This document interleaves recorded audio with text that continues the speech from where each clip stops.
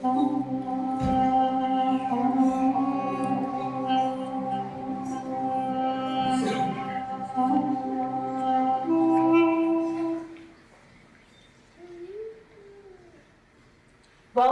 to this evening's performance of A Little Princess. Join us as we travel across the ocean from India and settle in London at the turn of the century. From time to time, unexpected heartaches touch all of our lives, leaving us struggling to both receive and navigate them. We think that this evening's story will not only warm your heart, but also encourage you to face your difficulties with a new sense of resolve. There will not be an intermission, but feel free to use the facilities in the foyer. And as much as we enjoy the antics of children, we ask that you please respect the videographers and exit if they are crying.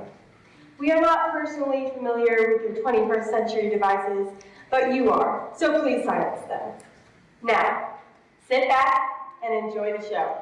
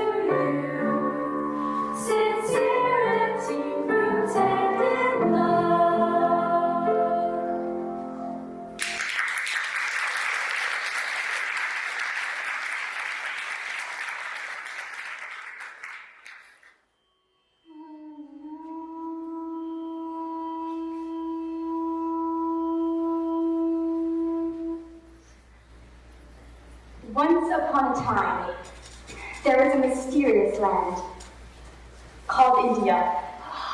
It was a fine place for magic. There was the hot sun and the sound of golden bells.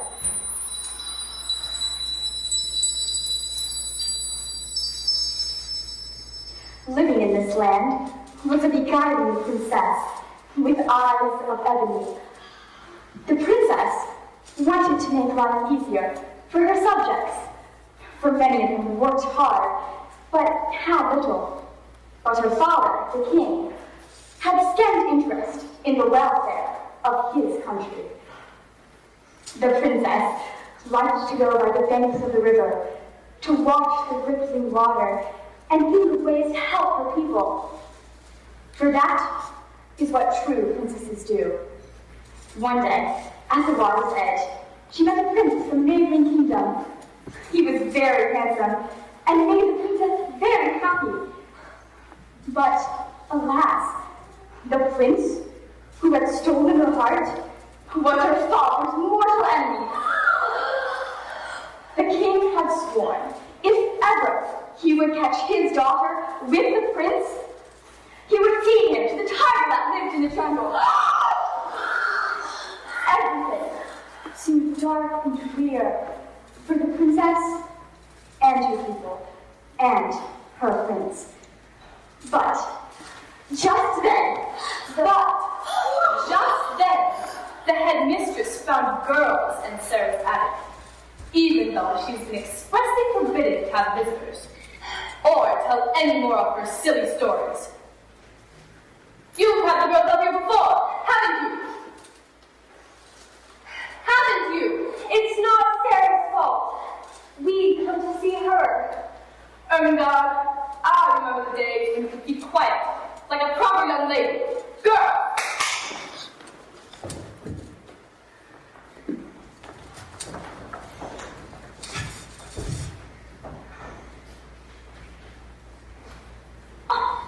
You little drudge! You know my orders! You and Sarah are not to be friends. Now, get out of my sight and wait to your room. Tomorrow, you will shine every shoe in this school to pay what you've done tonight.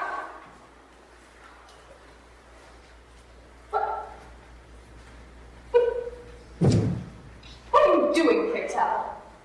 Pretending I'm a soldier. I learned how soldiers behave from my father.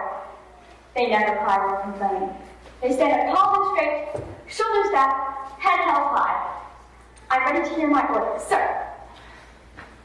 You are not a soldier. You're a little girl. A ridiculous little girl. Every time you act out one of these... One of those... Every time I pretend? Every time you do whatever it is you do, you only look foolish. Get your head in the clouds and put your feet on the ground. Yes, sir. Ridiculous. Ridiculous.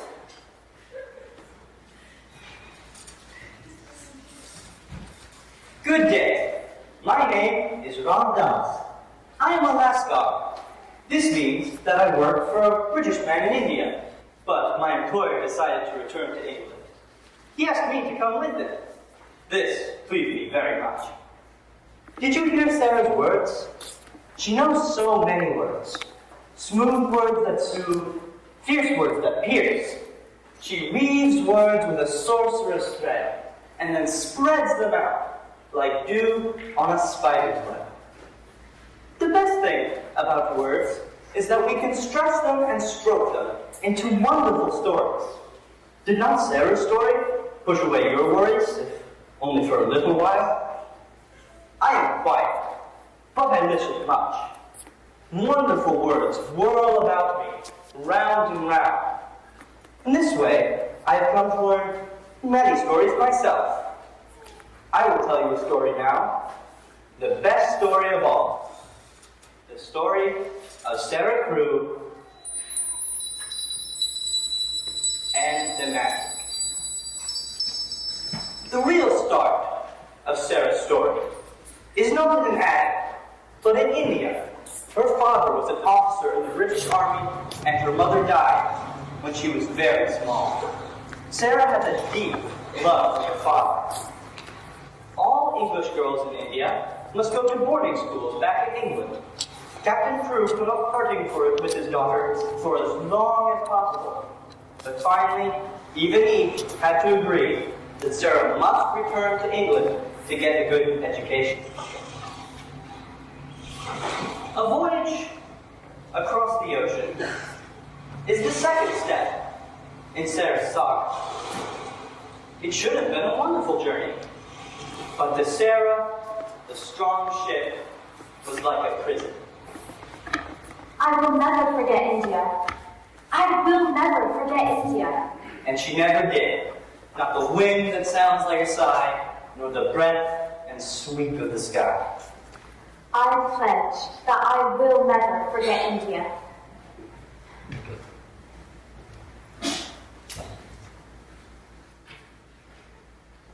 There she is, Captain Crew's daughter, the one I told you of. Such a strange girl. Why do you say that? She lives in an imaginary world. She's always reading books. What an odd thing to do. Let's tempt her. We'll have a bit of fun. Good day, Miss Crew. Perhaps you're having a good day, but I cannot say the same. That is why I must refuse your greeting. Whatever is wrong? My life will change completely when I leave this ship. I should like to pretend it's some great adventure, but truly I cannot. I must resign myself to what will be. Resign yourself? What a big word for such a young girl. I know all kinds of words. You find good words in books. I prefer reading to gossiping. Our fathers are also in the army. We were just visiting our families. Now we're headed back to England. I simply cannot wait. India is so strange. And hot. Horribly hot. Terribly hot. You have to carry a parasol at all times if you don't want to burn your skin. Indeed. I find India quite scrumptious. It is filled with birds, all flame and color, like jewels come to life. The butterflies fair break your heart with their beauty. Thick green vines twist across your path. The flowers ripe with an incense that fills your every breath. India is a veritable whirl of wonderment, more lively than a carnival, more ancient than the stars. You just have to look at things with the right eyes. I was always asking the elders to tell me stories of the old days. You could look into their faces and see the centuries passing by. See the magic. India? Magical? India is the most objectionable place. Absolutely objectionable. Indeed. It's filled with creepy crawling things. Indeed. There are little creatures dashing and darting here and there. They're quite funny. Even the snakes have an evil magnificence. They lay there, coiled and quiet, shining like copper in the sun. Then they sight their prey. Silently, they unwind their sinuous bodies. They lift their heads. They flick their tongues. And pounce! Indeed. I did so love to wander about the bazaars. Everyone talks at once, bargaining and arguing. I love to hear their chattering, like magpies on a roof. An English girl, all alone on the streets of India. My Ida always accompanied me. Still, just isn't them. Indeed. Your father should have taken better care of you. My father takes excellent care of me. I presume you are heading to boarding school? I am, unfortunately. Well, boarding school is not the place for pretending. If you want to fit in, you better get those fanciful ideas out of your head. Because if you don't, you can be sure the other girls will tell the head mistress. And then you'll be in a fine kettle of fish. Indeed.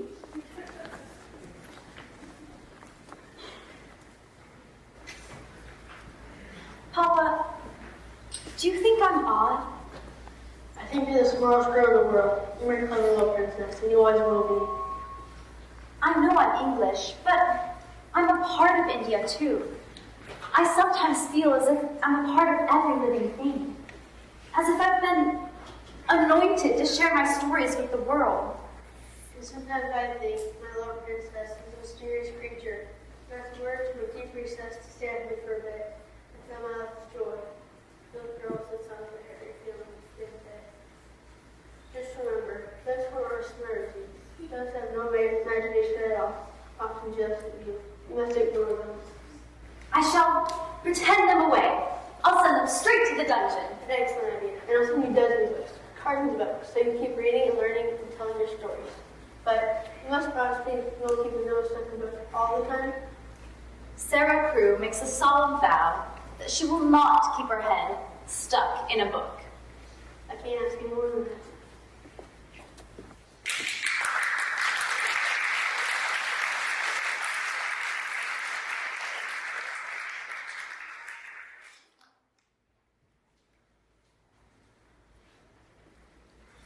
Captain Crew had just a few days left before he must return to the ship that would carry him back to India.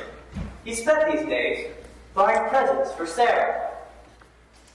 Captain Crew had a velvet dress for me, trimmed with lace. I'd die for a dress like that. I actually would.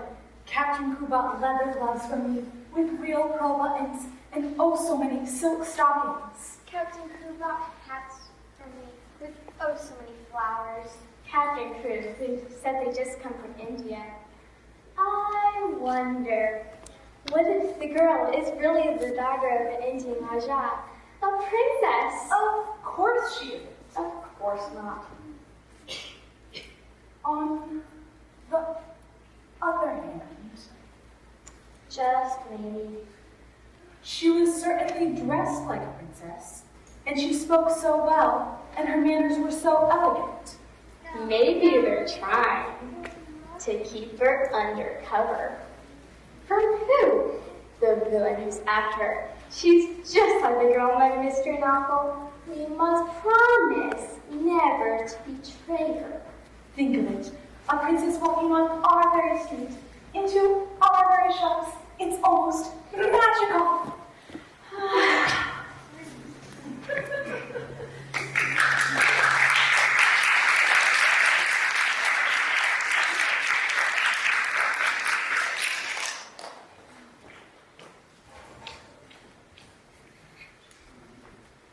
Miss Minchin's Select Seminary for young ladies.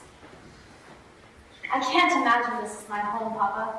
Everything is so rich and fine, but it feels so empty, even though there are lots of girls here. You're just feeling the sense of party, princess. It gives me the shivers.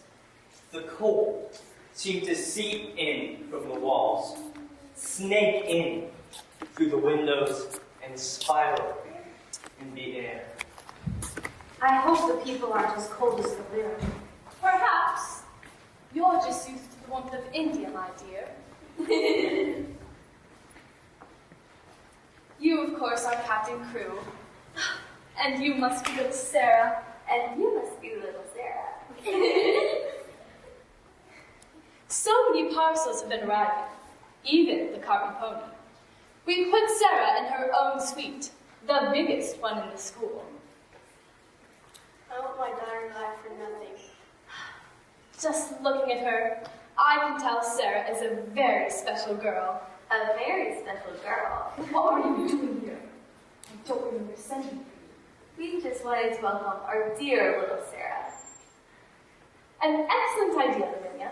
If you'll step this way, Captain, we'll make the final arrangements for Sarah's stay. I think I'll put Sarah at the head of the line when we go to museums or church. She'll make a splendid representative of our school. I walked at the head of the line before you came along. I was the show people. You probably planned it all along, just to insult me. But I don't even know what a show pupil is. You'll go to teas and luncheons. Miss Minchin thinks that if her show pupil is impressive enough, more people will send their daughters here. Sarah's such a special girl, such a fascinating girl. Of course, she's so special and so rich, she won't even have time for us. She'll just go swanning about with her nose in the air. Ermengarde, don't you think our special Sarah puts on airs? I think she seems nice. I'll put both your braids in an inkwell if you don't take that back. I can't. It's the truth. Well, if you want to be special Sarah's special friend, then go ahead. But I will have to tell Miss Minchin how you sneak an extra cookie every day at lunch. But I don't. Your word against mine, and everybody knows what a dunce you are. I've wasted enough time on special Sarah. Come, girls. I said, come, girls.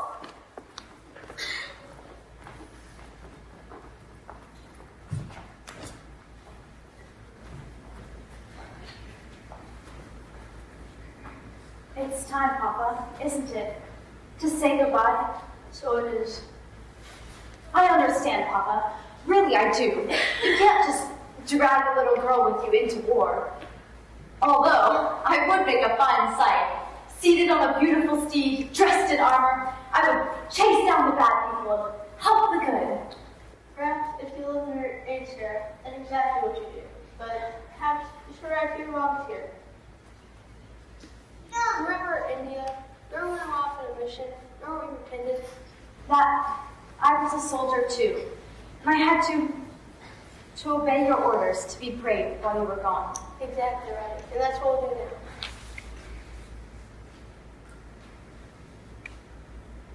Are you memorizing these, Sarah? I don't have to, Papa. I know you by heart. You're inside my heart. We shall pretend that we go away for just a little time. I want you to stay as you are, do not turn around, so that we will have no final goodbye. Can you do that with me, Sarah? Can you make it easier for me to leave you? I can, Papa. Keep your head high and your spirit strong. Remember, you are a little princess now and forever. I pledge that no matter where Papa goes, or for how long, we will never truly be separated. I'm sorry about your father, Sarah. I thought you might need some company. But if you don't, I'll just go away. I'm very good at disappearing. No, please don't go. I need someone to talk to just now.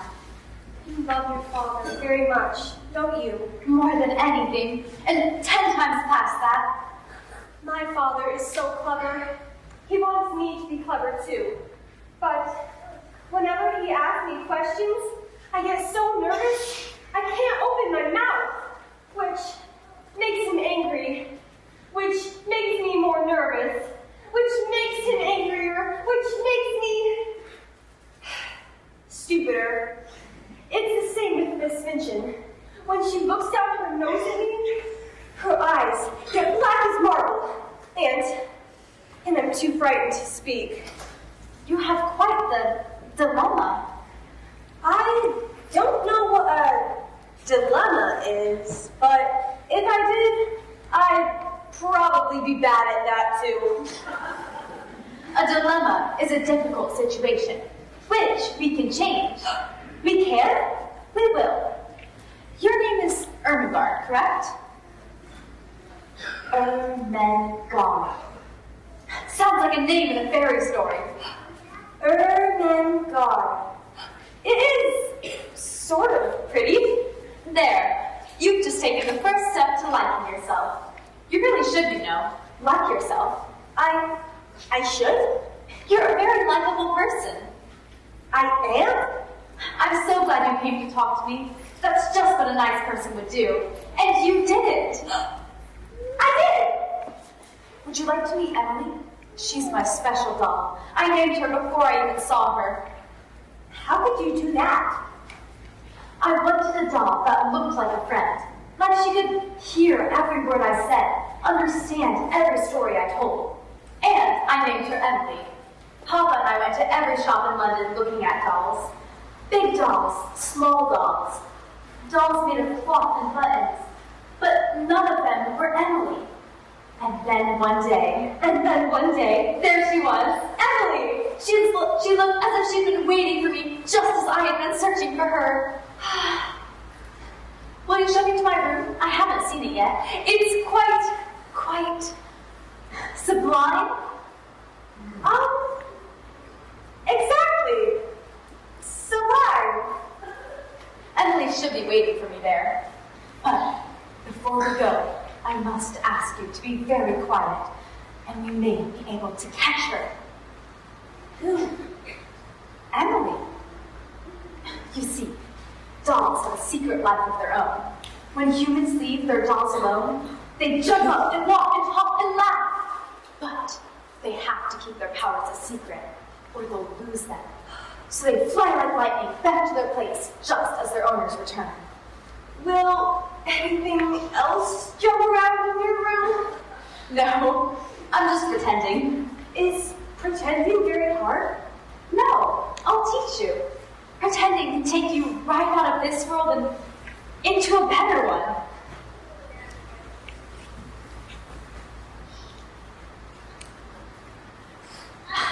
Emily was too quick again. We didn't catch her. Ermengarde, this is Emily. Emily, this is Ermengarde St. John. Would you like to hold her? Oh, yes, please. My first pretend will be that I dwell in a small cottage with roses on the door. I have a sweet mother and father who never say a cross word. I shall have to pretend a great deal while Papa is gone, especially at the beginning. But I suppose even the bravest of soldiers gets afraid sometimes and has to pretend he isn't. So that is what I will do.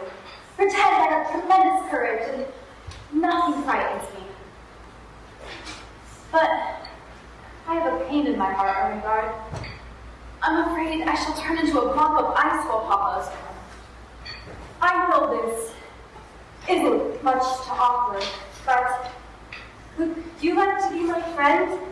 My best friend? I've never had one before. Maybe I could help melt some of the ice in your heart. What a kind thought, Ermengarde. I deem you my extra special best friend.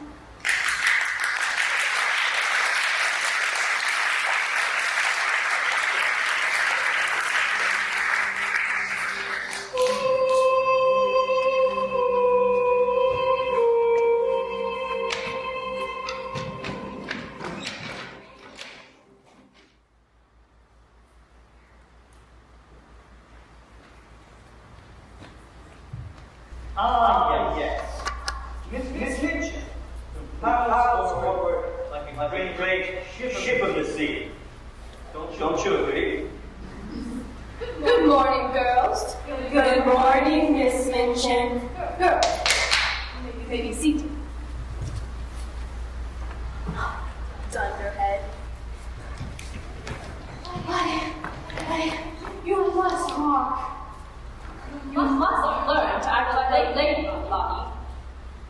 And you, Amelia, must get this child under control. Sister, I'm sorry, sister. Sit down, Amelia. Quite irritated. How do you like that? Lottie, you are late. I don't even think if I am. Amelia, stand up. Remember your position. Remember your dignity. You need to install some manners into our little Lottie, Amelia. She is not some freewheeling country child. She's a student at the city's most prestigious female seminary. Yes, sister. I'm sorry, sister. Ouch! That is a really naughty thing to do, Lottie. Do you want your father to know how badly you behave? I don't give a fig if he does. For heaven's sake, Amelia, stand up! Honestly, you keep hopping up and down like a jack in the box. My sister, it's most distracting. Sit.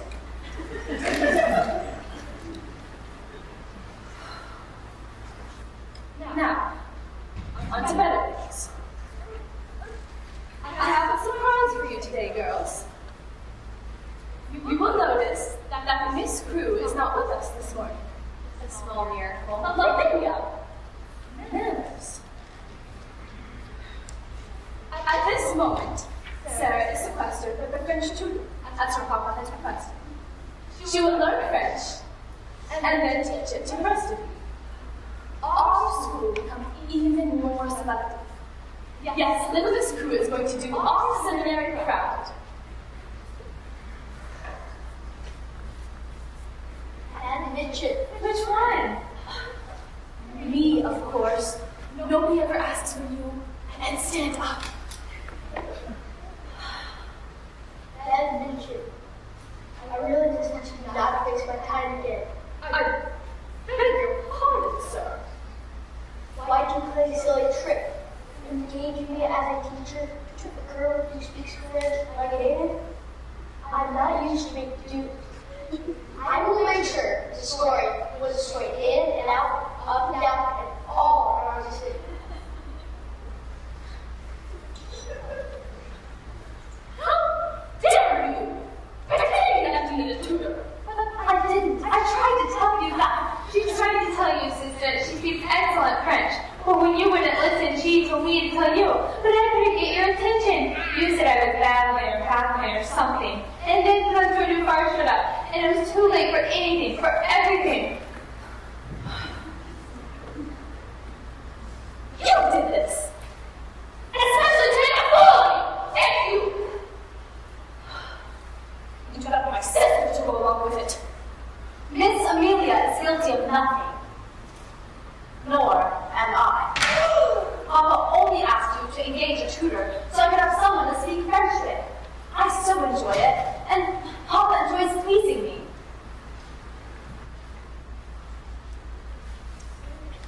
So, all of this, making me out to either mean or stupid or both, putting the school's reputation on the block. All of this revolves around the fact that your father wants you to be happy. Does your father think that the whole world revolves around Sarah Crew? My father does not think that. I think Captain Crew just loves his daughter very much. And I think that you are becoming quite the addle-brained ninny, sister.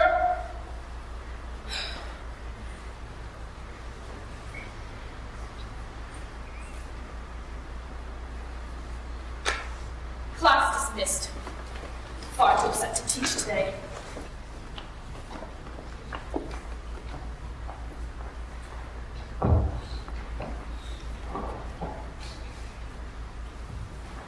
I sometimes think that Miss Crew, that little snip of a girl, can see right through me.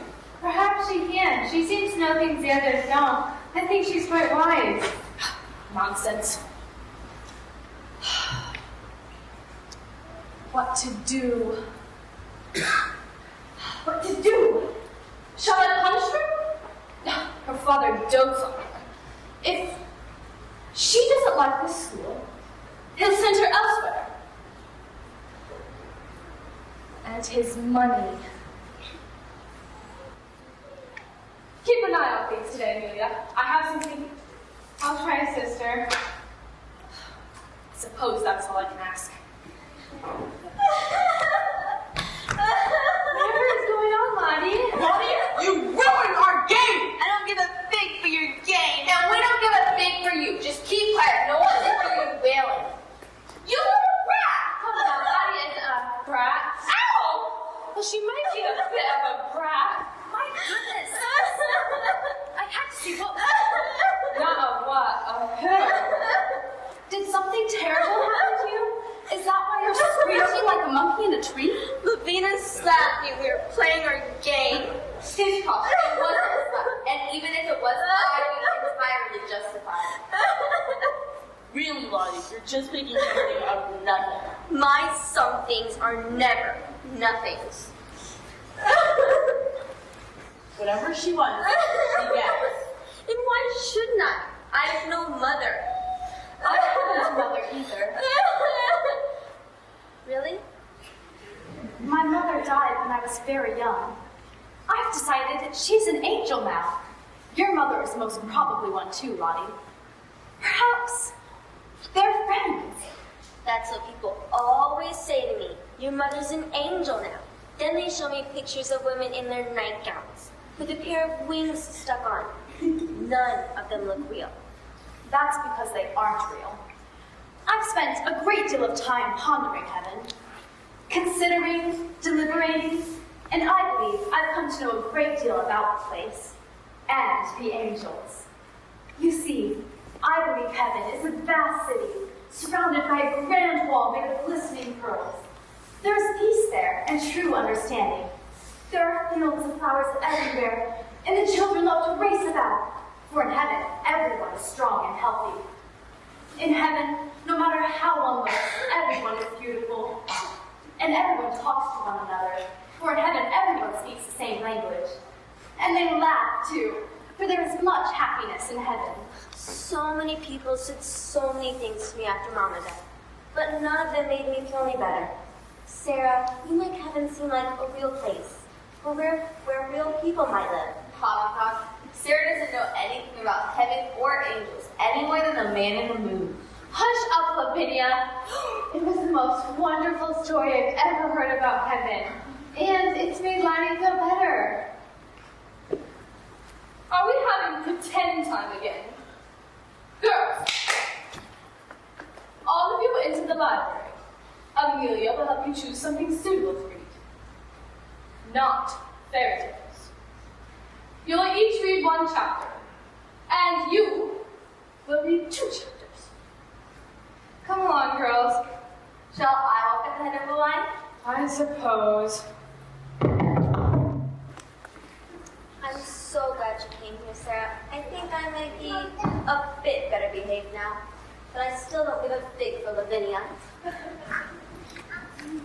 It's true, Sarah, about pretending. When I listen to you, I forget how I get bossed about and called names. You take me quite out of this world and into another one, where I'm extremely scintillating. I'm starting to learn new words, too.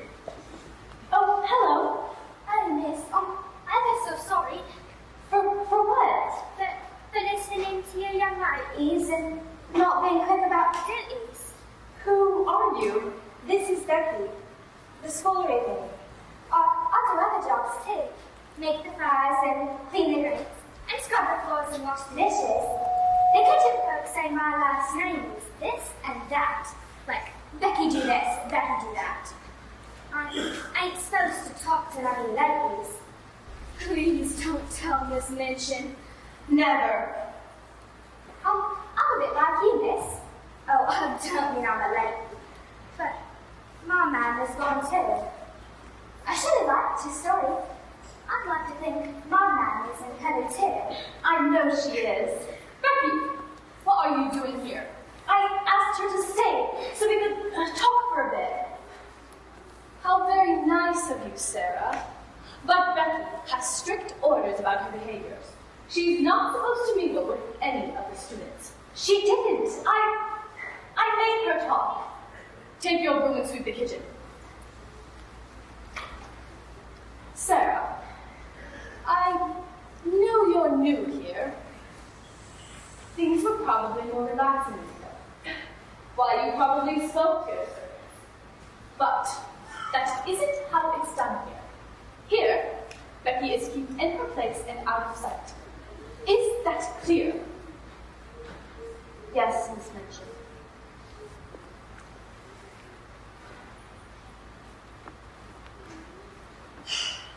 Poor Becky. She looks so tired and hungry. How can we help her? She's locked up tight in Miss Minchin's world. Sarah ruminated, contemplated, meditated. What to do about Becky? To ignore her would be cruel, and to speak to her would only bring her harm. But just then, Providence stepped in, as it has a way of doing.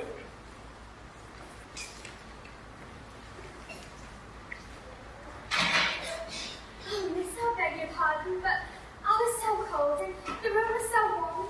I was so tired. The chair looked so soft. You fell asleep. I'm glad you did. Well, tell Miss Minchin, will you? Becky, we must make a covenant. I don't know how to make that. Bake it? In a pie? No. A covenant means we share a promise between us. I promise never ever to tell Miss Minchin anything that might hurt you. That would be a fine thing. Would you like to hold Emily? I don't want to dirty her.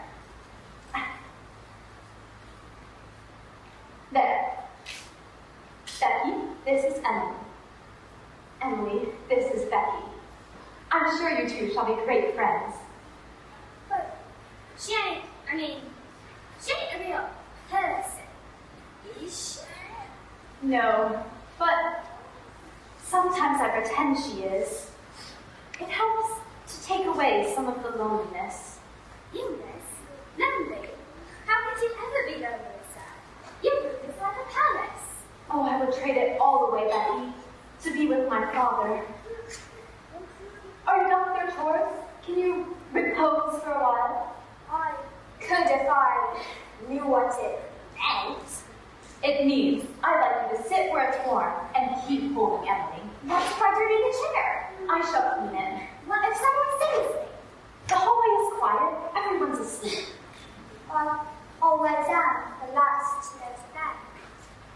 Would you like some cake? I smuggled it from dinner for a late night snack. Do you like cake? Oh, sauciness. I never do get to eat any.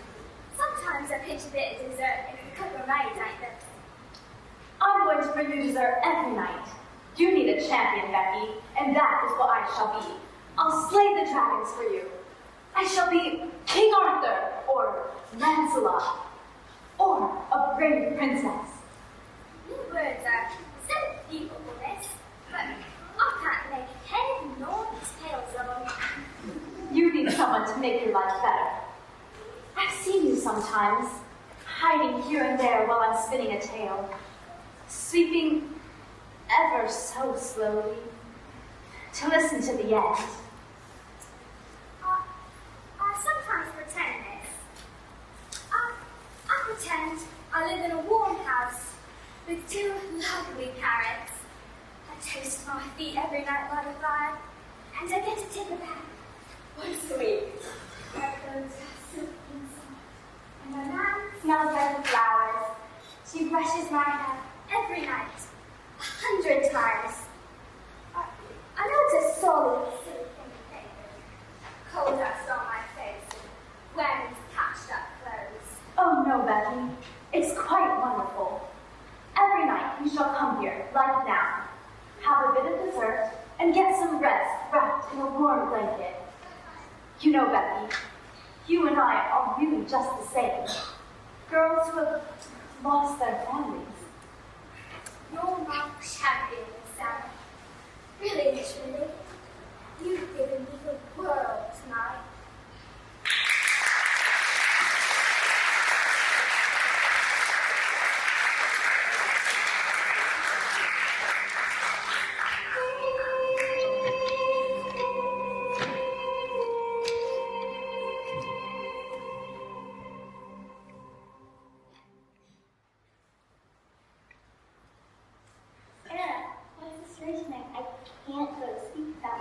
Stories. I do have a story about the world beneath the sea. That sounds most intriguing. Shall we all pretend we're mermaids? Yes. Close your eyes and imagine. All about you is a hazy blue light. There are striped fish and spotted fish, and fish that give off a golden glow.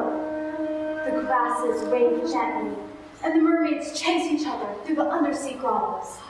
They churn the water into froth. What a beautiful creation below the surface of the sea. One day, as all the mermaids sat upon a great rock, they spotted a pirate ship. The mermaids knew that pirates were mean and devious. All but one mermaid plunged back into the water. But this daring mermaid had long been curious about the pirates, and she wanted to see them up close. Suddenly, one of the pirate crew grabbed the captain's spyglass. Look there! One lonely mermaid upon the great rock. She will catch a handsome profit if we caught her. They lowered a lifeboat. Then they pulled out a huge net. They were so close that the mermaid could make out their sinister faces. Her curiosity melted into fear. She called out to the other mermaids for help, but they couldn't reach her in time. What are you doing here? I don't believe my mother likes me standing next to a servant girl listening to the same words I am. I know my mother wouldn't mind in the least. Your mother is dead.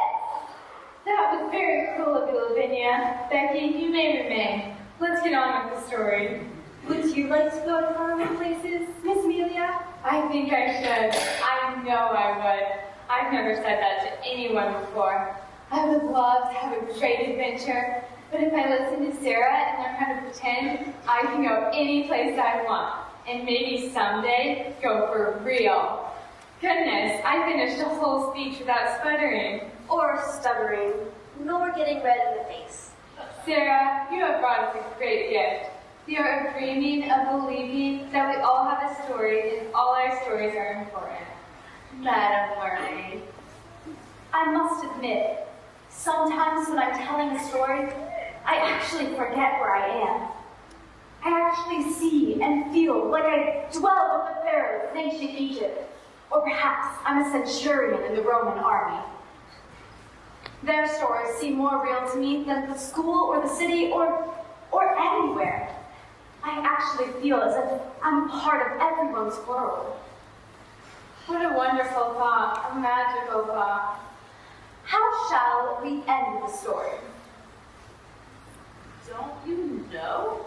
I know one end, but there is always more than one ending to a good story. So, is the mermaid trapped forever in the pirate's net? Oh no, her mermaid sisters must come to the rescue. I can see it all. Green tails flashing, long hair swinging, mermaids whirling through the water.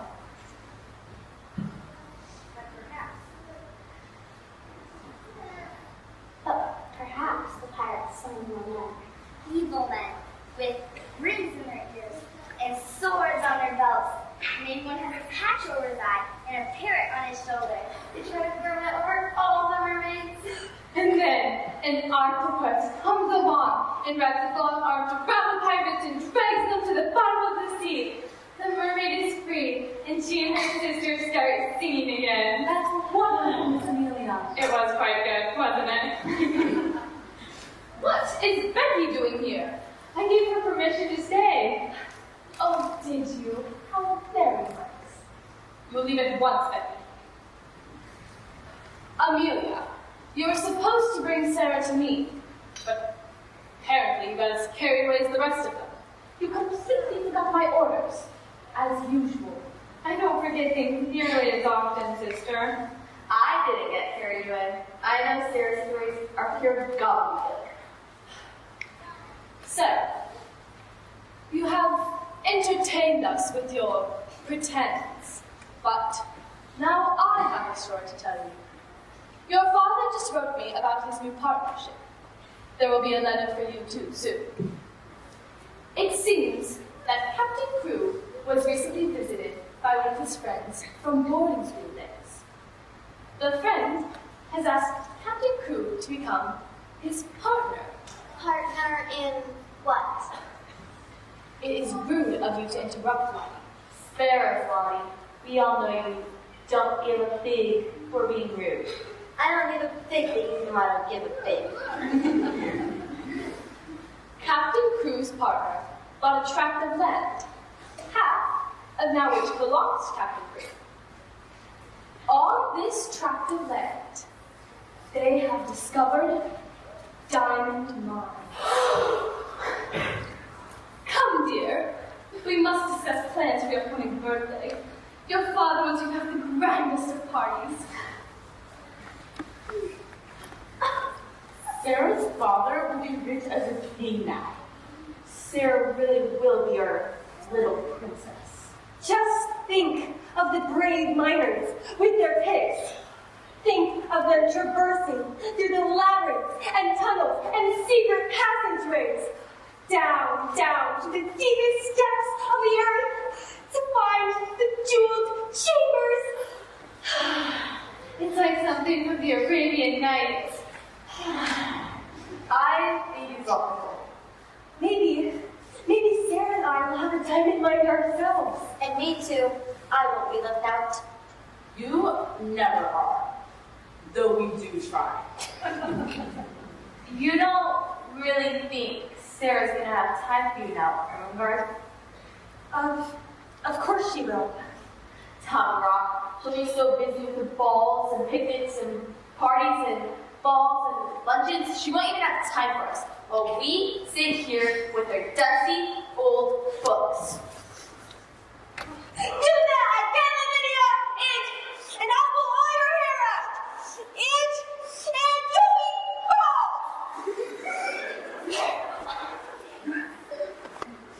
And I love Sarah's stories. I love her too. She's ever so sweet to me, and she always will. She's ever so sweet to you now, but once she's wearing diamonds from head to toe, she'll change. Just wait and see. Good morrow, Your Highness. Please don't be silly, Lavinia.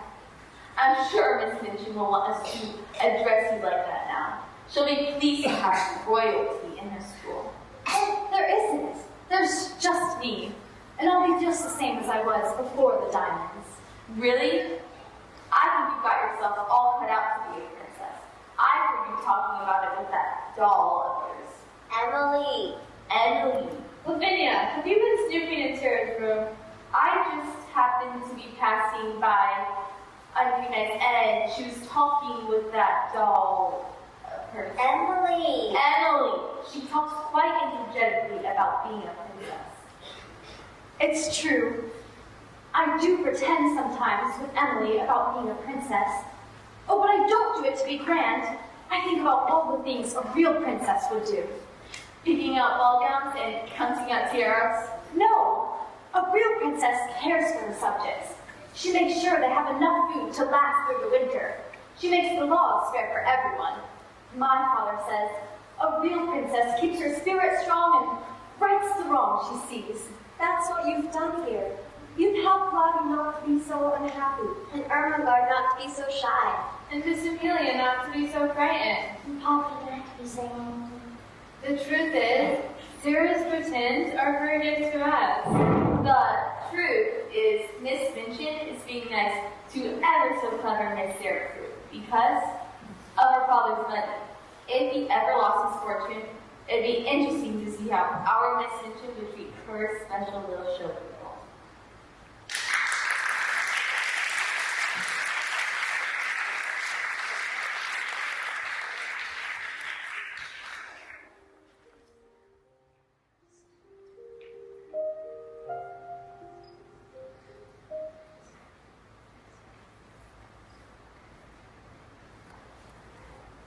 I promised you magic, yes?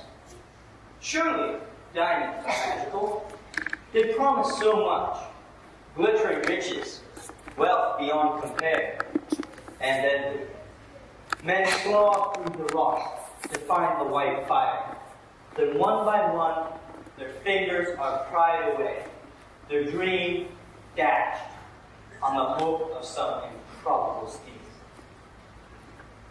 I don't see why we have to do the decorating. We have servants. Some of us want to. For Sarah. How are the preparations coming along? Just fine, sister. We're all ready for the party. The special party. Girls!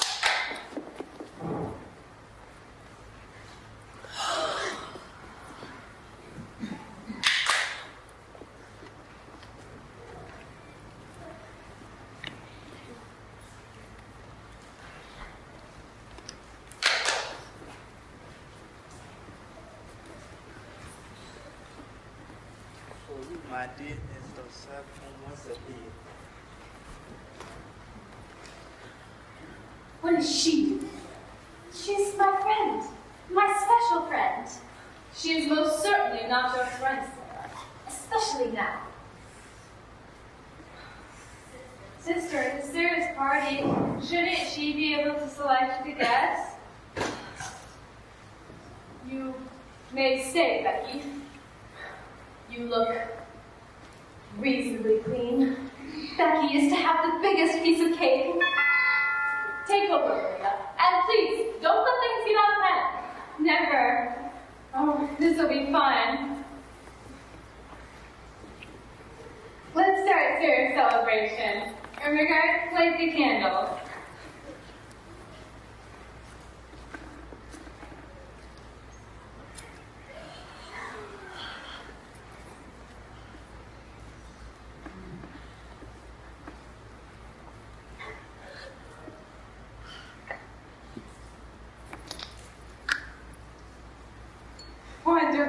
Come here, dear. We shall now sing happy birthday to you.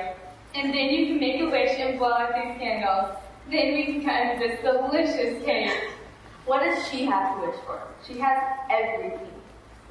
Perhaps I'll wish for the one thing which I don't have, but want most of all. My father. In his last letter, he said he was ill. Perhaps I'll wish that he feels better soon. Come, girls.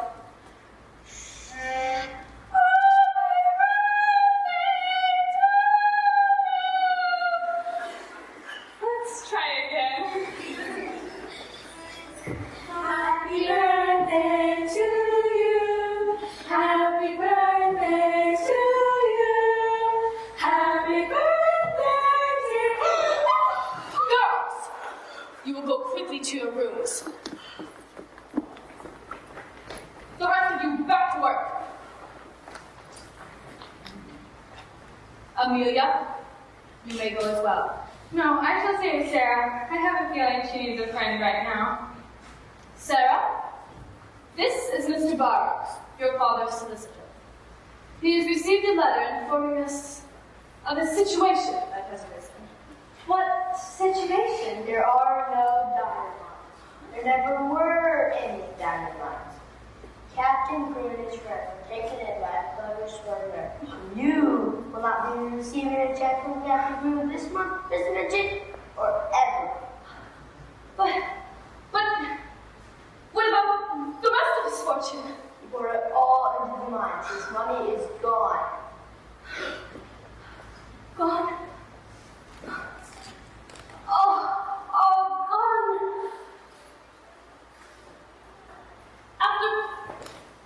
After all I've done for this girl, after all I've paid for, this is how I'm treated? This ridiculous party, and the special dress, and all the presents, and now I'm told there's no wedding? Mr. Burroughs, doesn't your firm have some responsibility over Captain Princess? Absolutely not. I have carried out my legal duties. Beyond that, Barrett and Skipper have no obligation to Captain Crew or his daughter. Then I have no obligation either.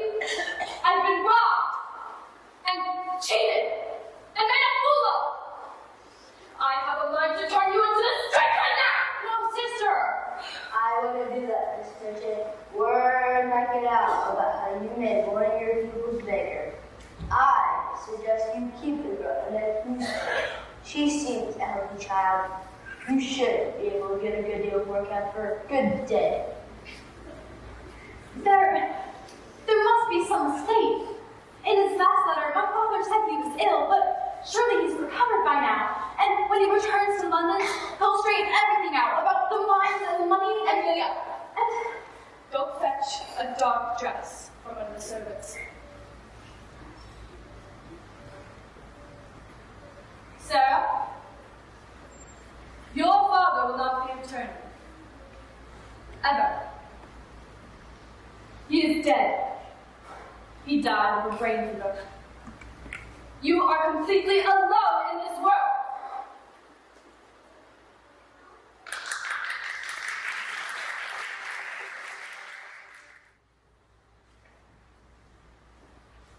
So, we have come full circle, you and I.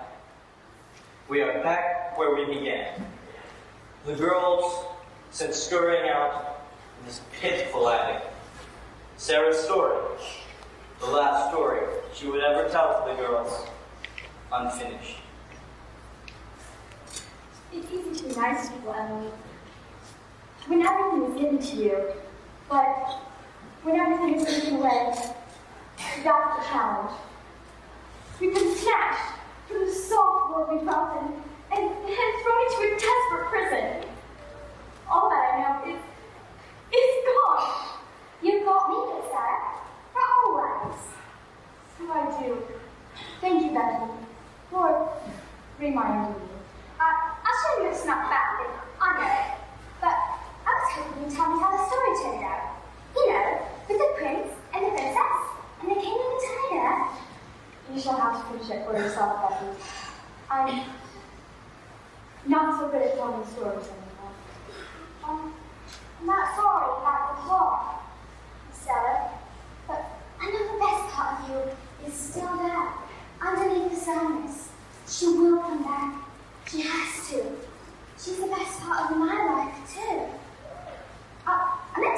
to you on your birthday.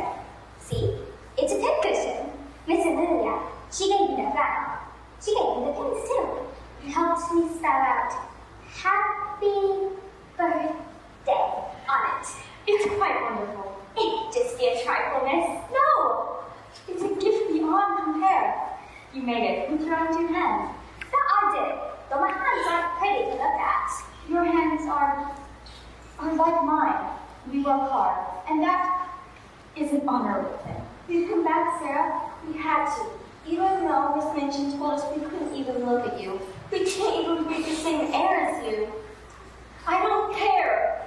I'm not going to lose the things you gave me, Sarah. The courage, the strength to stand up for myself. Miss Minchin told all the servants you could have wrapped your nose in the air and to give you the hardest work. We've heard the rumors from the kitchen that you can't even set up a servant's table. It's all true. Miss Sarah is just a pinch of dirt under a gentleman's belt. Surely your pretense must help, Sarah. I have few words to say now, Lottie. They seem to grow faint, and fainter still. My only pretense now is to make it through another day. Then we shall pretend for you, Sarah. We shall look about this place with different eyes, the way you showed us to look at our own lives. You have such a lovely window. The stars are so close. It's as if you could pull them all down. Not all of them.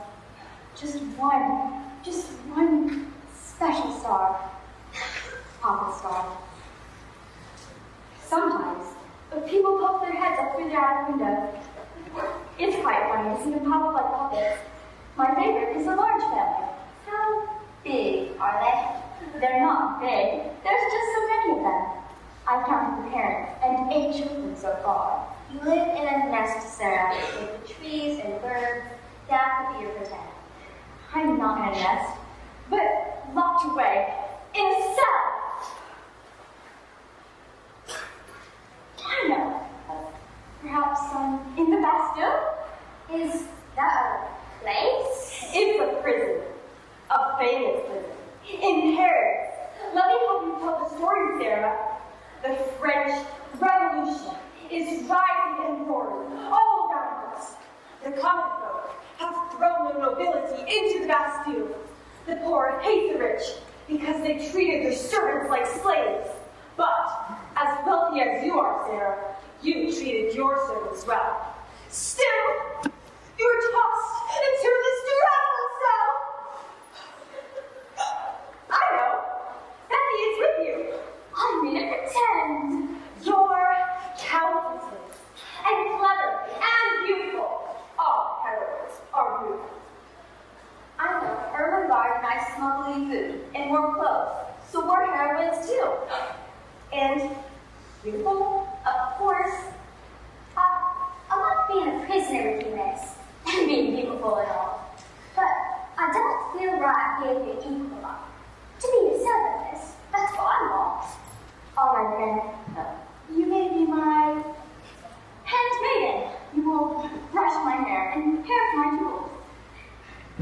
Hold fast to our story, Sarah. Like you've held on to your other pretense. Like being a soldier. You are a prisoner now. But someday, your fortunes will change.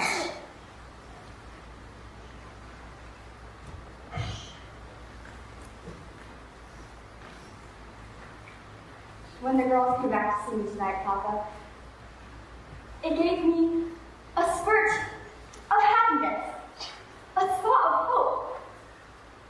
But it disappeared when they left. I tried to be your little princess, but I can't do it. I'm falling into the very hardness of this place, into the very meanness of Miss Minchin. I can still smell your pipe tobacco, Papa, and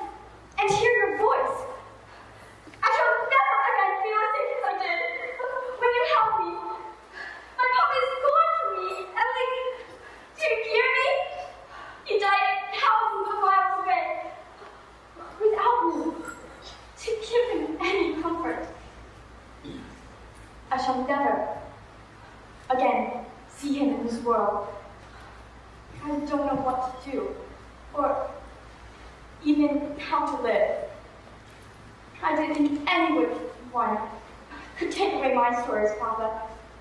But it's as cold as old bones here, and my pretends are fast fading away. There is no magic in an attic.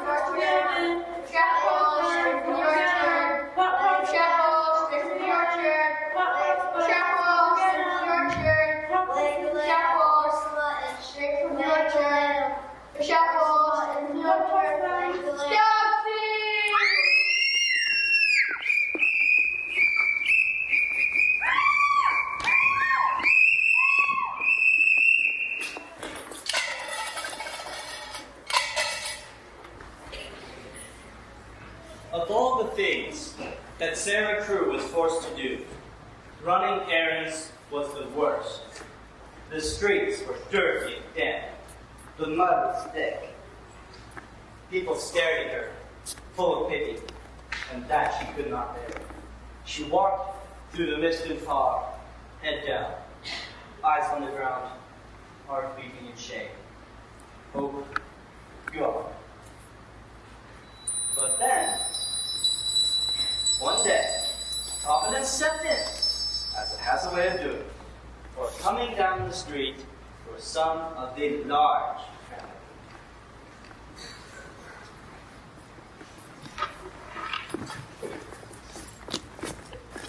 Oh, I'm sorry. I didn't mean to block your path. I just needed to rest for a moment. You probably don't know me. I mean, I don't know us. So we know you. I mean, we don't know you, but we see you. She means to see you walking down the street from our house. That's it. I'd like you to accept us as friends. I must decline. I am not a beggar. Of course you are. But we would still like you to have a sixpence. It's a gift. You can buy some food. Not that you need it. Of course not. But maybe you are really want to coat. Not that you need it. Of course not. We could bring you better boots, too. Not that you need them. Of course not. Your offer is most gracious. But I am the daughter of a very fine and honorable soldier. And if I must go on mountain hill or walk with my shoes, I will wear it like a soldier, like my father would have me do. Perhaps you would accept this gift in honor of your father. As a tribute to Under those conditions, I shall accept your gift. Thank you. You are most kind. My father would like you. Good day.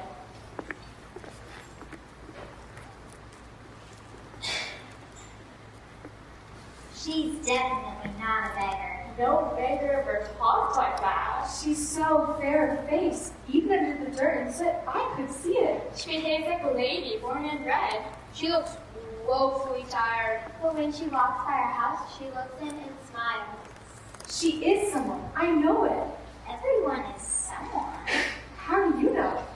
We don't look at the beggars or the poor people who shuffle by us.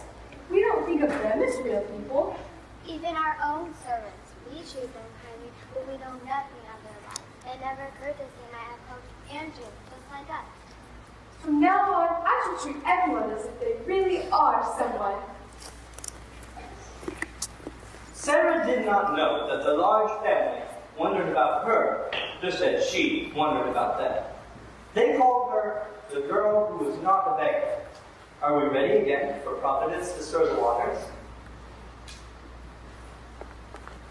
It can't be. It simply can't be. But of course it was. Magic was finding its way along the dirty streets and shining up from the wretched mud.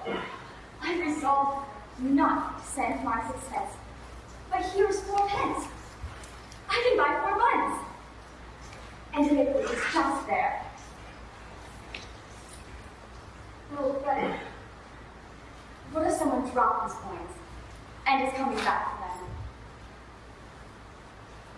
them? Ma'am, I'm sorry to call you from the work, but I found these lines right outside the door. Did someone report missing 4 pence? Bless me, dearie. There's not many who'd come looking for the owner of 4 pence. You found the coins. That means they were meant for you. I'm sorry, madam. To come into your shop? I've never done it before. Perhaps you can't read.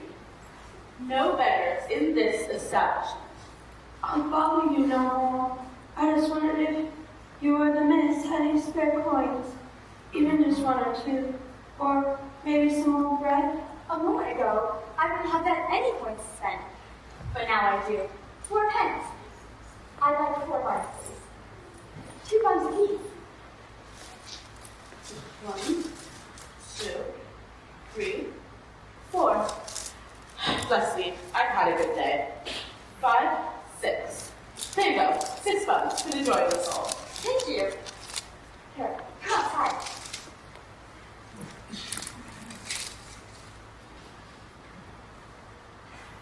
There. Now we both feel warm.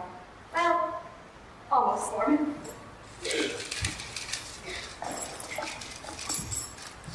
There you go. You mustn't go. Of course, I probably would have too. I know what bumbling stomach feels like. I once had pride enough not to taste my food like a dog would done, but that disappeared a long while ago. I had a problem with bread once, a man in Paul. I'll say this for later. You'll eat it now. You can take another one for later. But miss, at least It leaves me quite well. Go on. Tell me about your family. Pa died of cough and sickness. Folks said if he had a little bit more sunshine, he would live. My father is lost to me too. He is my first thought in the morning, and my last thought at night. Here, you're shivering. Lean on me. Man tried every which way to get a job, but no one would hire her. Folks didn't want her coming to work dragging a child, so Ma'am started begging her. She couldn't think of nothing else. And one day, the constable arrested her. For loitering. Do you know what that means? Standing about with no place to go. During up the streets, the constable said. He dragged her off. Man gave me a few coins each time and told me to run. The constable wouldn't catch both of us. Here. Take these too. You need them. When great wealth is bestowed, or even more pence, it must be shared. I'm grateful for the food, miss. It's a miracle, isn't it? If they can help me, so I can help you. That is a miracle. It does make me happy to have something to share with another. More happy than eating the bones myself. Perhaps you can go to the bakery just for a bit to get warm. Now I need to go, or I shall get to scolding you. You must keep the shawl to remember our good fortune. How many buns did that girl give you? 5, ma'am. And she kept only 1 for herself? That is an unusual child. Come inside, girl. I'll give you a decent meal and somewhere to sleep tonight. In return, you can do a few chores. Once you wash the dirt off, I have the feeling that with a few meat pies in that stomach, you'd be a hard worker.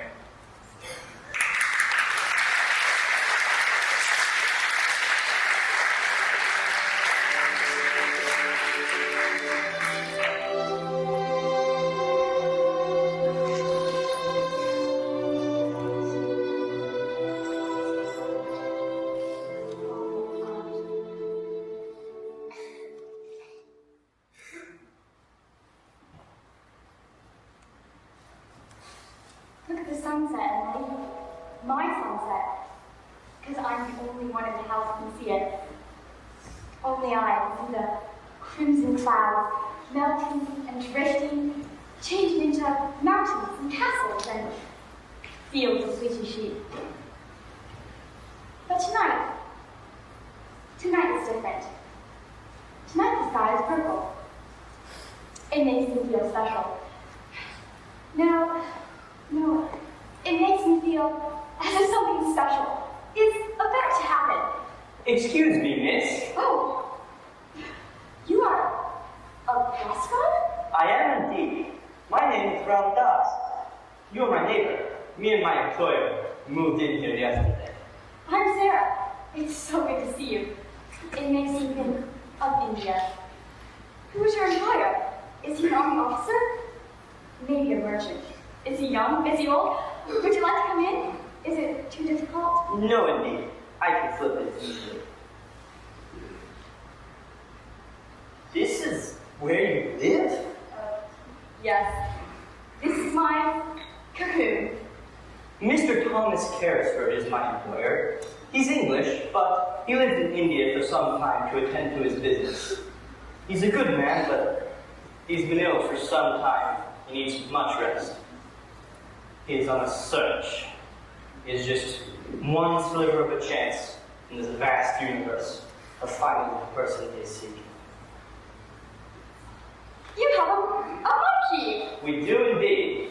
He is Mr. Carrisford's delight, but he's a stubborn creature. He goes where he pleases, when he pleases.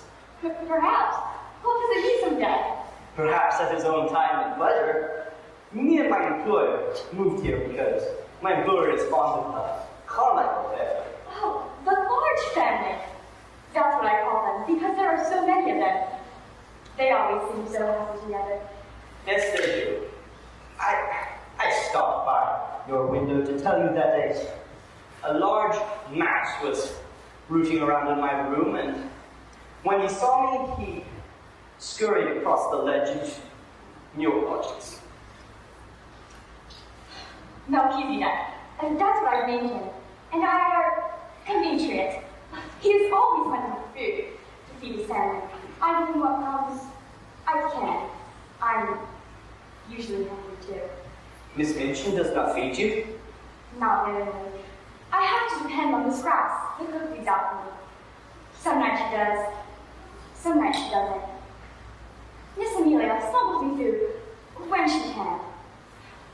But you see, I am able to stand it off because I'm imprisoned in the Bastille. Are you there? Yes, I was ever so kind to my servants, but I was still cast into this prison.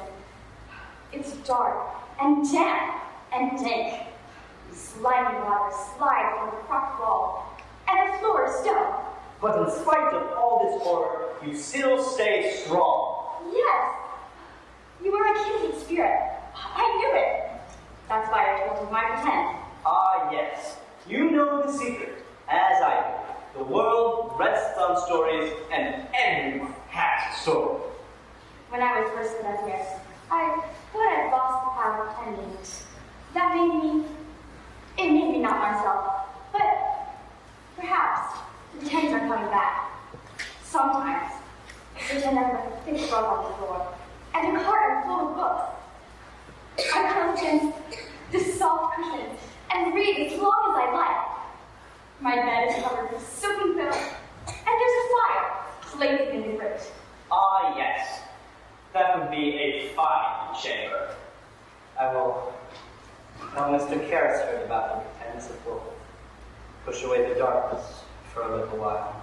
Do you think good thoughts can make their way through windows and doors and walls?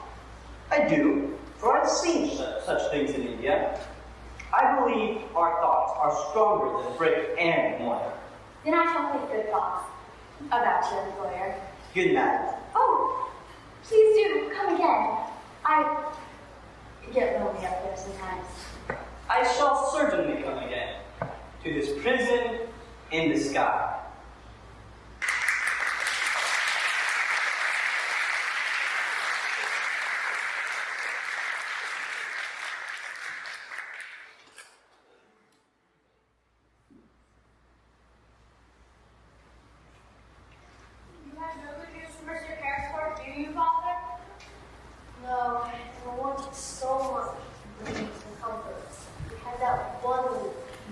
long believed that the girl could speak French like a native.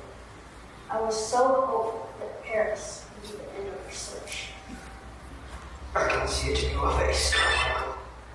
The girl is not in France. No, my friend, she is not. Where to go now? What even to do now? Madame Pascal did tell me that a Russian couple had visited her school recently and adopted one of the girls who were left on.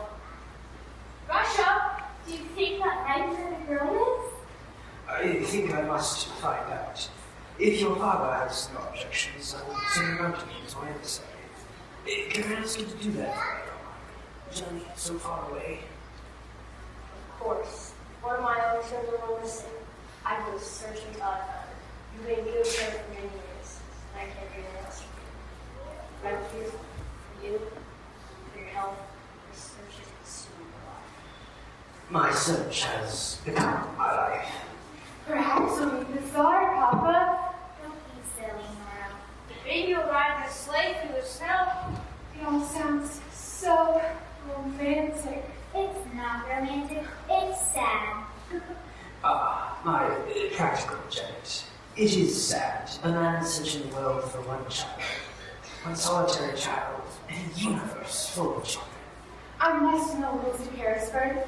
You must always know everything. That's because there is so much to know.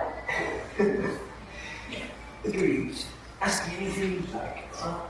I'd like to know the whole story of the girl you seek. Well, that's happened. I'm a bit tired to take our time. And it saddens me still. I suppose it always will. But around us, there is a boy story there. I shall have him tell the tale. I will try to give you the truth, as seen through my own eyes and heart. You know what a successful businessman Mr. Carrisford is, but like others of his kind, he enjoys seeking out new opportunities.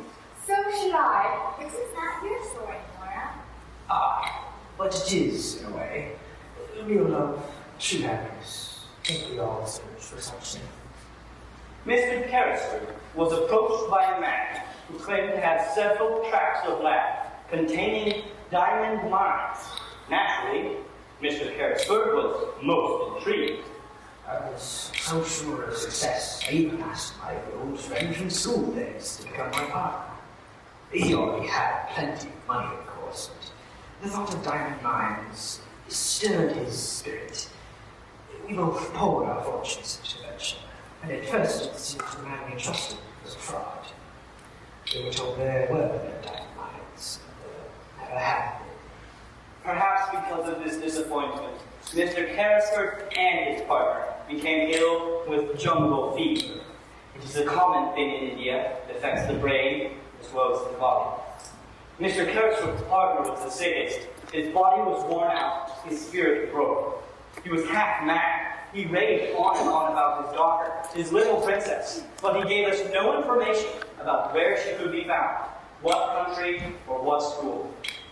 One night, he fled from the hospital, crying that he must find his little princess. I brought him back, but he died soon after. Then it was discovered there were diamond mines.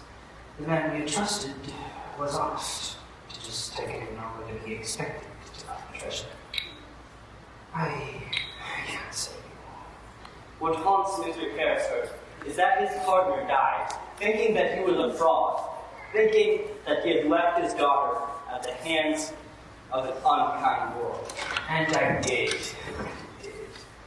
I left her a pauper. You and now she are begging the streets. I cannot blame yourself, Thomas. You were ill when all this happened. We will find the girl. I promise. That is a reckless promise. We will search the ends of the earth to find her. We won't be done yet. Then I shall keep Papa in my thoughts and in my prayers. And Mr. Harrisford. And the girl he's searching for. I dream of her sometimes, my father. He always asks me the same question. Thomas, where is my little princess? Where is she? I have an idea, Mr. Cransford. Until we find the girl you're searching for, let us help the girl next door. We call it girls now and then. She might as well be. I see her when she does not see me. There's many a child that would break the way they have her living. She works day and night. She has to scavenge for her food. She gets through things with her companions. Right now, she's pretending she is in the Bastille. But I doubt even that prison was as depressing as her as a group. I like your idea, Ramdas. Indeed, it is a concept. It may help with terrible thoughts that I have. Yes, we shall have this girl inside the wall.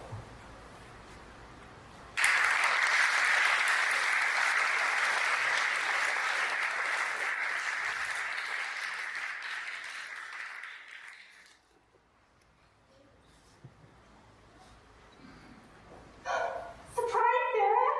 We've decided to give you a magnificent feast! How? How is this possible? We told Miss Amelia, and she thought it was a grand idea and swore to tell her sister nothing.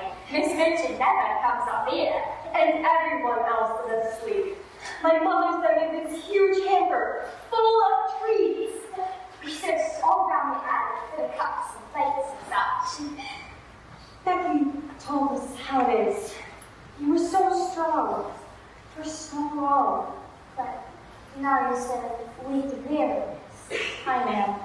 But the worst part is that I'm going to a real princess would be strengthened by adversity. That's why we planned a special treat for you. We've decided that you're no longer in the Bastille, but you're still a countess. Lottie and I have journeyed to your palatial estate for a magnificent banquet. I'm still your handmaid, miss. That's what I call it. Becky, I deem you my biggest maid forever. I've been reading about Queen Marie Antoinette. And Becky, you must powder your mistress's hair until it's white.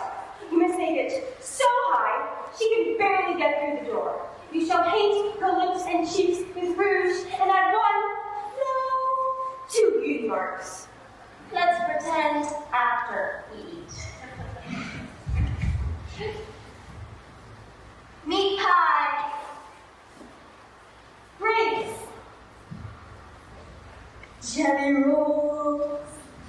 Jam tarts. Red currant biscuits. Chocolate truffles? Oh, I didn't know there was this much food in the world.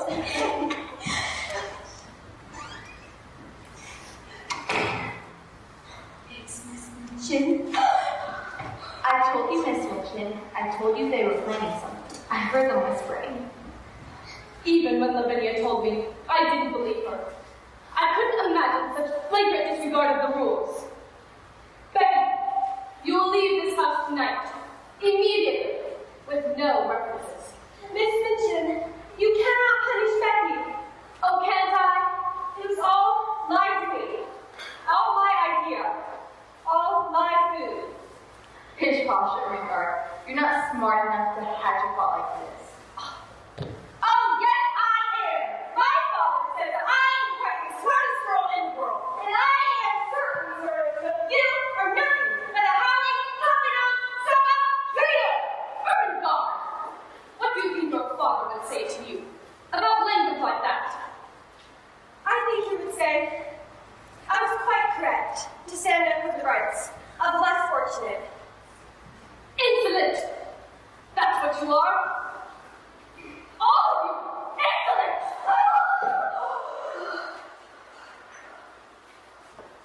Well, don't stand there like statues. Becky, clean up the mess. Ermengarde, Bucky, return to your rooms. Come on, Lottie. You may also follow us. Lavinia. But frankly, you don't give a fig if you do.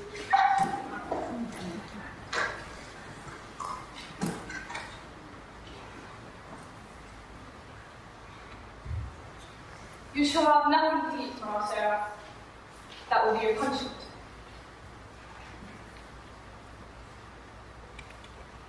Pray tell, why are you staring at me that way, Sarah?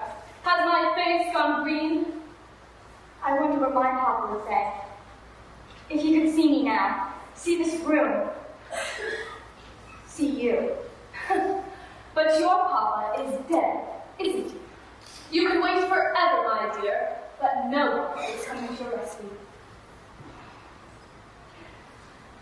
I slipped in the mud today, Papa. People laughed at me. All of my parcels tumbled off the streets. I tried to clean them, but a cook yelled at me and said I was clumsy and stupid. I walked the streets with my head bowed and my shoulders slumped, like some poor imitation of a person. I kept the sixpence as a symbol of who I am. But it's all so hard to do what you asked of me. To keep my head high and my spirit strong. It is time for the match.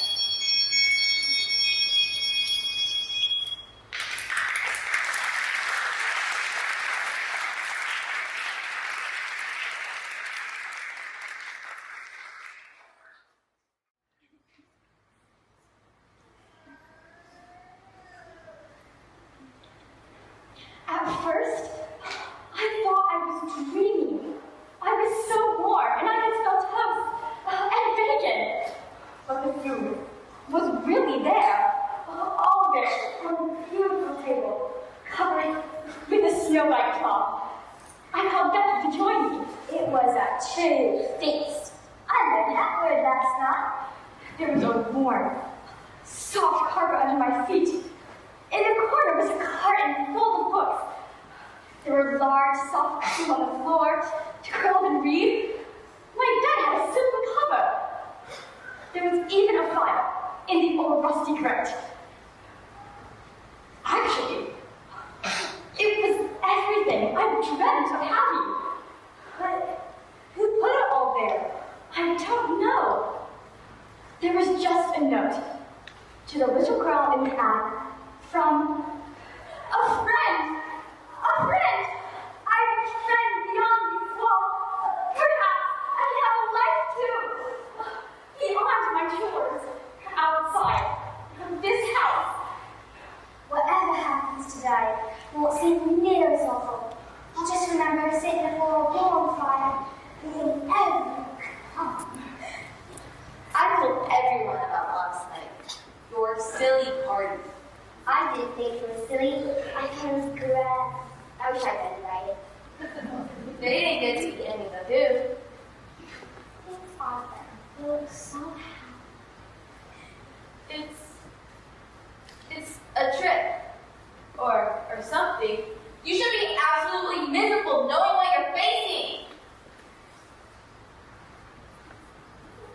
Don't you remember? You are both in disgrace. Of course we remember. You solution? Of course we remember. Then, how dare you going about looking so happy? I'm delighted to see them looking so well. Delighted by their defiance. Girls, into the library. Sarah, Becky, to your chores. I will find the cause of your happiness, Miss Sarah McCool. And when I do, you'll be in serious trouble. Yes, Miss Mission. Sister, you can't go around punishing people because they're happy. But why should they be happy? Especially Sarah. That's the real question. It is indeed. You've certainly done your best to keep them from feeling that way. Of course, the magic could be a wily thing. Sarah was worried what she would find when she climbed the stairs to her attic room that night. But it was all there, and more. A lamp that gave the room a rosy glow, and a delicious dinner laid out on the table. On the next day, there were goose down pillows and warm, soft blankets. And the day after that, beautiful pictures and silken hangings have been placed on the wall, and each day it went on. Each day something new was added to the room, and always there was food, and always there was a note to the little girl in the attic from your friend. Sarah could carry out her chores, she could muck through the mud, people could be rude, the cook could be mean, and it did not matter, for she knew that that night there would be magic in her room. And then there was the day the clothes were placed in Sarah's room.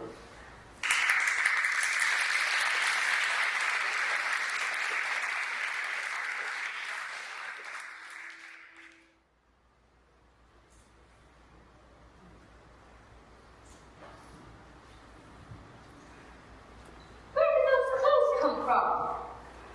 Have you been stealing? Oh, no! They're just part of the magic. Just more of her silly blabbering. Do you think she has a rich relative we don't know about? We must contact him, or her, at once. We might be able to redeem some of the money I lost. You redeemed it a long while ago. Perhaps it's just as Sarah said. It's magic. One day in her attic, Sarah said aloud that she would like some writing paper and a pen. The next day, her request was filled. I hope you will not think it is impolite that I should write this note to you. When you wish to keep yourself a secret. Sometimes I think I shall wait and hide and see who is providing me with all the gifts. But I can't. I mustn't. I know that if magic slips into your life, you cannot question it. For then, the magic will disappear. You must just enjoy it. But I am so grateful to you, and so happy, and so is Becky. I share all my new riches with her. So please, just accept my heaven-sent thanks from the little girl in the attic.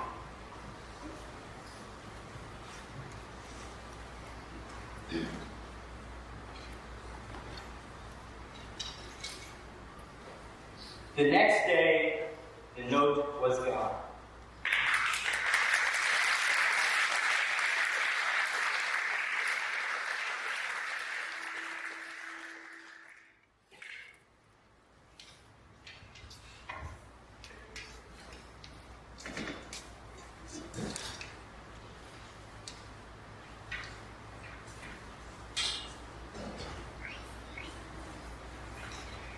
You do not have to tell me the outcome of your journey, my friend. I can see the answer to my question not only in your eyes, but in the faces of your children as well. We are truly sorry, sir. You're right. The Russian child is not the girl we're looking for. But we will begin our search. I don't know if I have the heart to continue. The girl next door is very happy. We must think of that. Is she? I'm so glad. It brings me great pleasure. See how her life has changed. Good morning, everyone. I'm sorry to interrupt. This is the girl who next door, Mrs. Pearson. So good to meet you. Thank you, sir. I came to tell you that your monkey is covered in my room, happily sleeping. I know he's very temperamental, so I did Ravens. Spoiled as tears. I left him there, but I can bring him to your last bar. How do you know what a Lascar is? I was born in India, sir. My father was in the army. I used to be a student at Miss Minchin Seminary, but my papa lost his money. Miss Minchin took me on as a servant. Less than a servant, sir. Less even a scullery maid. your father use his money? He didn't lose it himself. He had a friend. Well, Papa thought this man was his friend. He brought my father into the scheme, took his money, and then lost it. Papa just trusted his friend too much, but that's how he was. Well, perhaps it was a mistake, a misunderstanding. Perhaps this friend meant no harm. What scheme was your father involved in? Diamond mine. And did your father, perchance, believe you? Why, yes, sir. And your name, girl? What is your name? Sarah Crew. I'm the daughter of Captain Ralph Crew. And your father, he called his little princess, did you not? He did, sir, but how? How did you know? Come, this is the child. This is the child. What child would that be, sir? The child I've been searching for. I was your father's partner, but I didn't betray him or lose his money. The diamond mines were real. By the time I found out your papa was dead. I've been searching for you for 2 years, since your father died. It was Carmichael who searched everywhere for you. To France and to Russia. That was always here. Just on the other side of the wall. Are you right, sir? Too much happiness made me quite weak for the moment. You and Mom Dog. You have been the magic. We have indeed. You don't know. You couldn't know. How your gifts helped me. I was almost lost. With no sense of myself. And then the magic appeared. You have given me life, Martha. You have given me hope. So here you are. Remove your hands from that girl. This girl was a charity case I had fobbed off on me. I had no idea she was bothering you. Be assured, sir, she will be severely punished. And take off those clothes, Sarah. They're not suitable for your chores. The clues came from Ram Dass and myself. And great quantities of good food. And many other pleasant surprises you never find the stairs to see. But why on earth would you give those things to this girl? Sarah, as it turns out, is the daughter of my partner, Captain Crew. I've been searching for her ever since her father died. Captain Crew was my partner in the diamond mines.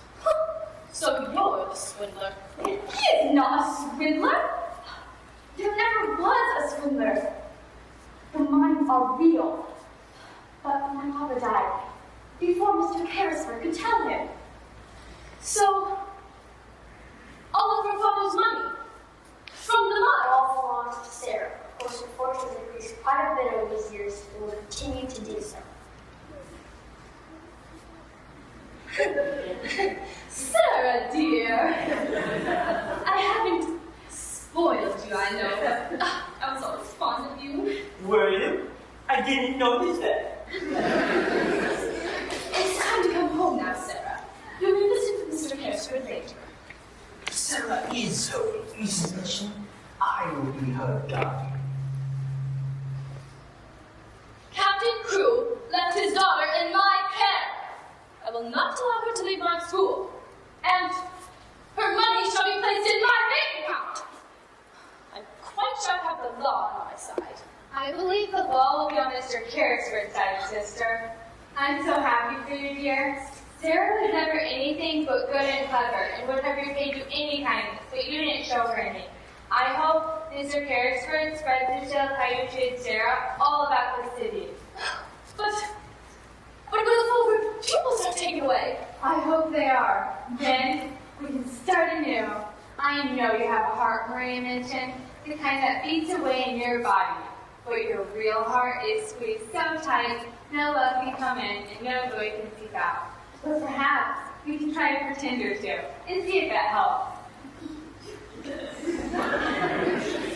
I can't replace your father, Sarah, but I can try to give you all that in these last happy years. And I promise I will love my little princess.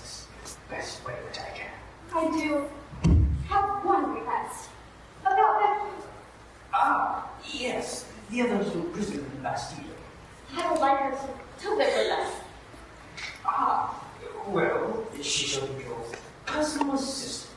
Oh no, you must call her my handmaid. That would make her very happy. With Sarah by his side, Mr. Carrisford was soon well again, and a large family often came to visit. Of course, Lottie Ermengarde came as well.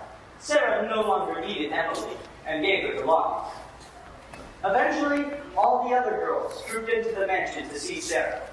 Once, even Lavinia slipped in, but she did not smile. Our journey is almost complete, but I have some final magic for you.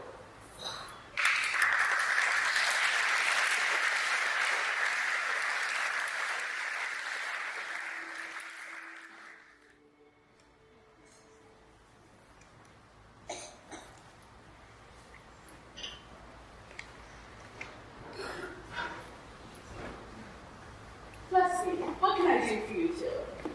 I know you. You once gave me 6 buttons for only 4 pence. Indeed, I did. I'll always remember you giving your food away. I must say, your situation is much improved. This is my guardian, Mr. Perry, sir. He is very generous. Sarah is very special. Have you seen the little girl again? Do you know how she is? She isn't. Bless me, child. She's quite well.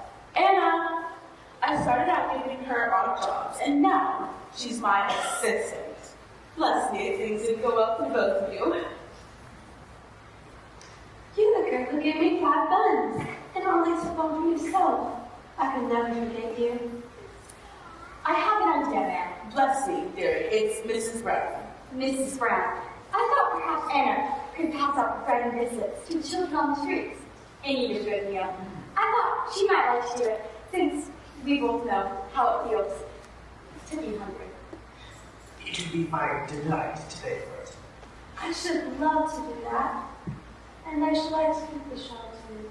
It's wrapped me in magic since the day I met you.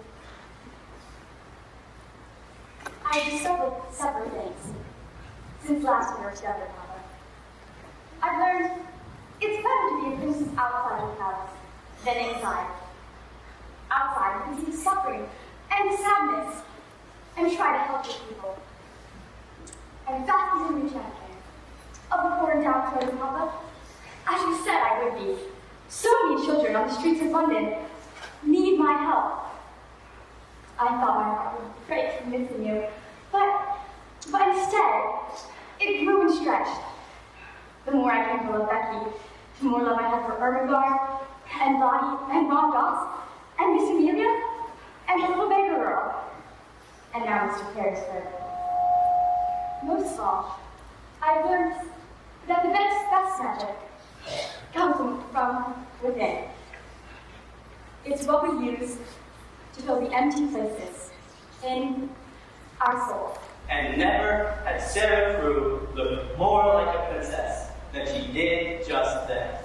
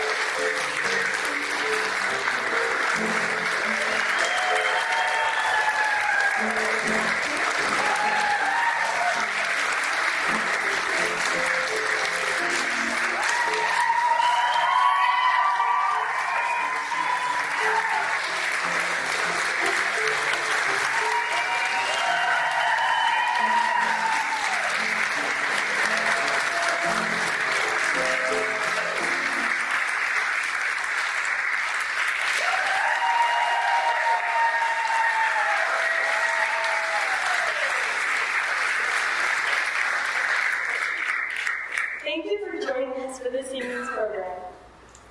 At this point, we would like to ask our director, Marcia Cook, to please come up on stage.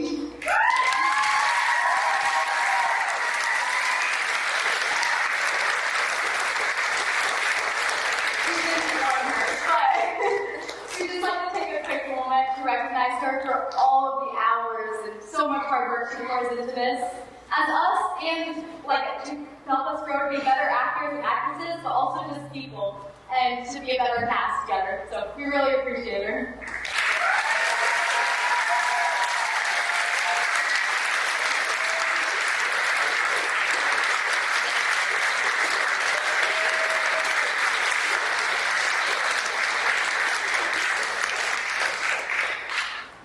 We hope you enjoyed it, and will now continue to congratulate the cast and have a snack in the foyer.